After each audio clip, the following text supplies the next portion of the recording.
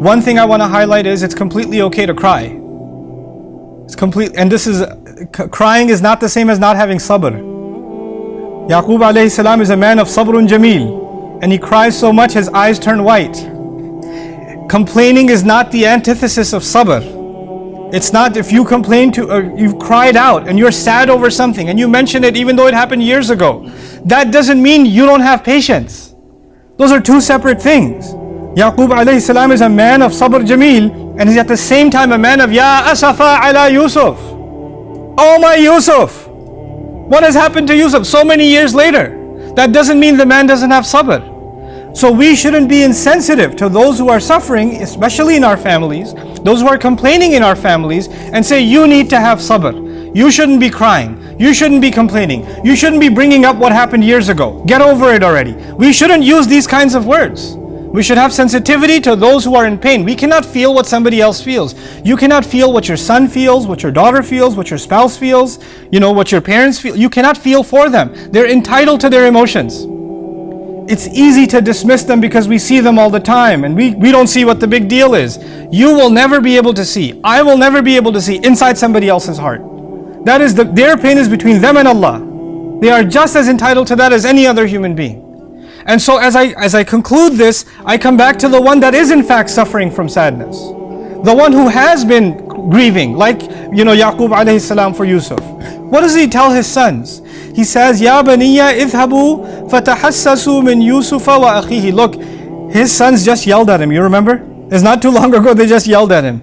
And then he turns to the same sons and says, my sons, go. He's kind to them again. Go look for Yusuf. Go look for him. My goodness. Go look for Yusuf. They just yelled at you, telling you you're crazy because you're still remembering Yusuf. He's dead. Get over it.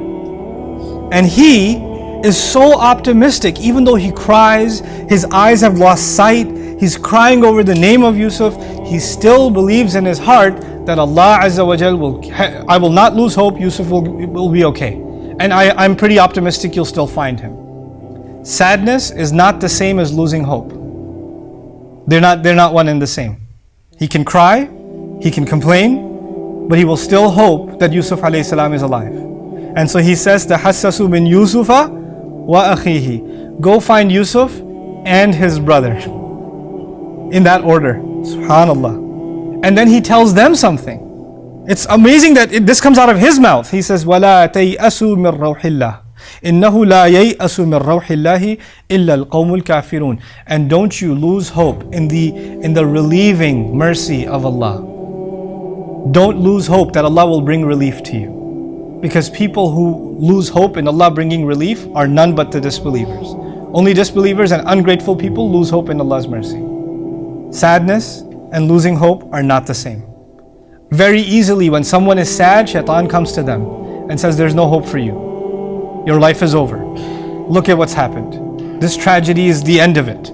There is no light at the end of this tunnel. It's easy to drown somebody in that pessimism. But a believer, on the one hand, Allah Azza wa Jal gives him or her the license to express their emotions, to be able to feel the sadness and shed the tears. And on the other hand, Allah does not let them fall into hopelessness. On the other hand, once you shed those tears, you come back to Allah and you expect from Allah that He will see you through your problem. No matter how impossible it seems. How possible is it that a child that was thrown in the woods is going to be recovered 20 years later? That doesn't seem reasonable. You're just holding on to blind hope. You're not being logical. That's why they're yelling at their dad. But he has hope with Allah. He doesn't let that go. So we also have to have hope in Allah. Giving somebody hope is not the same as telling them not to be sad anymore. They're entitled to that, but at the same time, to your family members, to loved ones, and to yourselves, we have to have people that carry hope, that Allah will see us through our problems and things will become better. And if we don't do that, then to Allah Azza wa Jal, this is the same as, what's the difference between you and a disbeliever then? Imagine? We think of Iman as having Iman is somebody who believes in Allah, prays to Allah, accepts only one God, and disbeliever who denies Allah. These ayat are about an emotional relationship with Allah. Emotionally, we are absolutely convinced that we have to put our hopes in Him and He will see our hopes through. We have to be optimistic about Allah, and those who are not optimistic about Allah are as good as disbelievers. What's the point of your faith if you're not optimistic about Allah? if you don't expect good to come from Allah. Not only in the next life, but also in this life. Some people, shaitan comes to them and says, yeah, well, this life is going to be terrible anyway. I hope Jannah is better. That's the attitude they develop. This is also ya'is. This is also hopelessness. Yaqub alayhi salam is not saying, well, I guess I'll see Yusuf in Jannah. It's okay.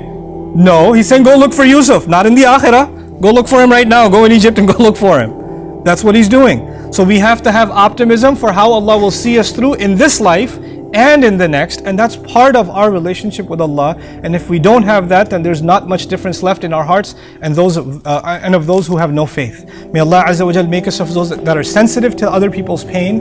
May Allah Azza wa Jal make us truly people of sabr and people of hope in Allah. Barakallahu li wa lakum fil Qur'an al-Hakim wa nafa'ani wa iyyakum bil ayati wa dhikr al-Hakim.